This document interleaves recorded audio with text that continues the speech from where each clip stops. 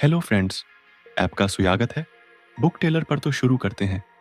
आज की book summary master your emotions Thibaut Meurisse द्वारा लिखित एक आत्म सहायता पुस्तक है जो पाठकों को अपनी भावनाओं को समझने और नियंत्रित करने के व्यावहारिक तरीके प्रदान करती है। यह पुस्तक बताती है कि कैसे नकारात्मक भावनाओं को प्रबंधित करके हम अपने जीवन की गुणवत्ता में सुधार कर सकते हैं।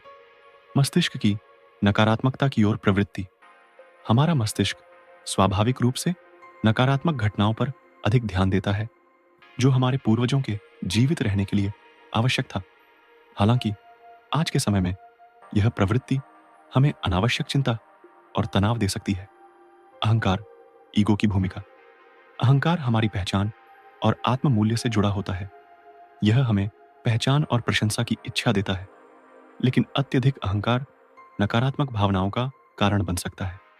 आत्म जागरूकता बढ़ाकर हम अहंकार के प्रभाव को कम कर सकते हैं। भावनाओं की प्रकृति।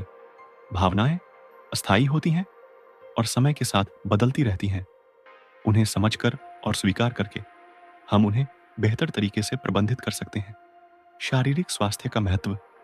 पर्याप्त नींद, स्वस्थ आहार और नियमित व्यायाम हमारे मूड और भावनात्मक स्वास्थ्य पर सकारात्मक प्रभाव डालते हैं। विचारों का प्रभाव। हमारे विचार हमारी भावनाओं को प्रभावित करते हैं। नकारात्मक विचार नकारात्मक भावनाओं को जन्म देते हैं, जबकि सकारात्मक सोच से हम अपनी भावनाओं को नियंत्रित कर सकते हैं। शब्दों का महत्व। हम जो शब्द बोलते हैं वे हमारी भावनाओं को प्रभावित करते हैं। सकारात्मक शब्दावली का उपयोग करके हम अपनी भावनात्मक स्थिति में सुधार कर सकते हैं। श्वास का प्रभाव। सांस लेने की तकनीकों का उपयोग करके हम अपनी भावनाओं को नियंत्रित कर सकते हैं और तनाव को कम कर सकते हैं। भावनाओं को बदलना। अपनी भावनाओं को पहचान कर और उन्हें स्वीकार करके हम उन्हें बदलने के लिए आवश्यक कदम उठा सकते हैं। नकारात्मक भावनाओं से निपटना। नकारात्मक भावनाओं को दबाने के बजाय उन्हें समझकर और स्वीकार करके हम उनसे बेहतर तरीके से निपट सकते हैं। लंबी अवधि के समाधान। नकारात्मक भावनाओं से निपटने के लिए दीर्घकालिक समाधान अपनाना, जैसे ध्यान, आत्म प्रतिबिंब और सकारात्मक आदतों का विकास।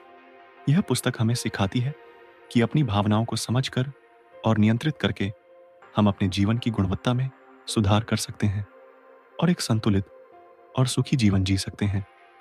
भावनाओं को लिखें। पुस्तक सलाह देती है कि अपनी भावनाओं को कागज पर उतारें। जब हम अपनी भावनाओं को लिखते हैं तो हम उन्हें स्पष्ट रूप से देख पाते हैं और उनके कारणों को बेहतर तरीके से समझ सकते हैं। ध्यान, मेडिटेशन और आत्म जागरूकता। ध्यान करने से हमें अपने विचारों और भावनाओं को शांत करने में मदद मिलती है। यह हमें हमारे अंदर चल रही भावनात्मक प्रतिक्रियाओं को देखने और उन्हें नियंत्रित करने का अवसर देता है। मस्तिष्क को सही दिशा दें। हमारा दिमाग स्वाभाविक रूप से किसी भी नकारात्मक घटना की ओर अधिक झुकाव रखता है। हमें इसे समझकर अपने सोचने के तरीके को बदलना होगा और सकारात्मक चीजों पर ध्यान देना होगा। प्रतिक्रिया, रिएक्शन और उत्तर, रिस्पॉन्स का अंतर।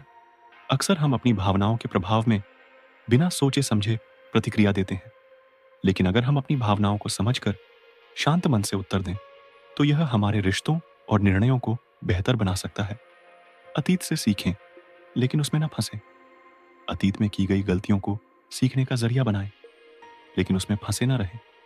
जीवन आगे बढ़ने का नाम है, इसलिए खुद को क्षमा करें और आगे बढ़ें। अपनी दिनचर्या को व्यवस्थित करें। अच्छी आदतें जैसे जल्दी उठना, नियमित व्यायाम करना, हेल्दी खाना और अपने दिन को सही तरीके से प्लान करना हमें भावनात्मक रूप से मजबूत बनाता है। आभार, ग्रेटिट्यूड व्यक्त करें। हर दिन उन चीजों के बारे में सोचें जिनके लिए आप आभारी हैं। यह आपकी भावनाओं को सकारात्मक बनाए रखने में मदद करता है और आपको जीवन में खुशहाल बनाए रखता है। खुद से प्यार करें। हम अक्सर खुद को कम आंकते हैं और दूसरों से तुलना करते हैं। यह हमें नकारात्मक भावनाओं की ओर ले जाता है। खुद से प्यार करना और अपनी खूबियों को स्वीकार करना बेहद जरूरी है। नकारात्मक लोगों और परिस्थितियों से दूर रहें। जो लोग हमेशा आपकी आलोचना करते हैं, नकारात्मक बातें करते हैं, उनसे दूर रहने की कोशिश करें। ऐसा करने से आपकी भावनाएं अधिक स्थिर और सकारात्मक रहेंगी। धैर्य और निरंतरता। भावनाओं को नियंत्रित करना एक दिन में नहीं होता। इसके लिए धैर्य और निरंतर प्रयास की जरूरत होती है।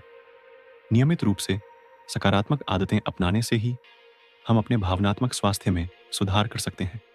मास्टर योर इमोशंस हमें यह सिखाती है कि हमारी भावनाएं हमारे नियंत्रण में हो सकती हैं, बशर्ते हम उन्हें समझें और सही दिशा में उनका उपयोग करें। यह किताब हमें नकारात्मकता से बाहर निकलने, आत्म जागरूकता बढ़ाने और अधिक संतुलित और खुशहाल जीवन जीने की प्रेरणा देती है।